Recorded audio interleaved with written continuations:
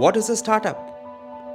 It is an enterprise that is bridging a gap or bringing up a new way of experiencing life. Industry meant bringing up factories and produce large scale for mass consumption. But the demand today is to create structures, synergies, and systems that create contribution through collaboration.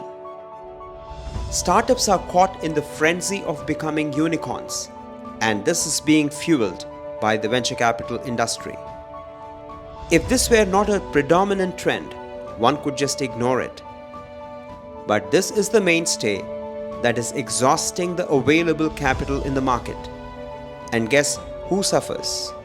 The real issues that are threatening our societies are not being addressed with the priority and urgency they deserve. It is not that the venture capital industry is not aware. There is no incentive to stoke the ember right now, as there is enough to cook a meal and eat it.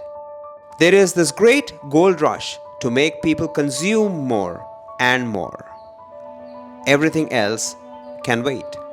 Each investor have their own definition of what early stage is, but venture capital investment is meant for the earliest of stages in the life cycle of a startup. But their risk assurance models cannot visualize conceptualization and engineering.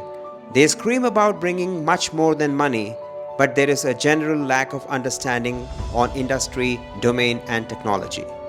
This is a universal problem where the instruments of finance and capital are muddled in rhetoric more than the transformation.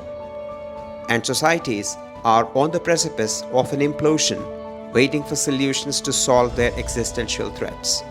A glaring problem that stares in the face of financial capital is the inability of the startups to articulate their ideas and concepts that must be at the sweet spot of the intersection of value, intellectual, and human capital, where capital must be employed as the sum that fuels growth.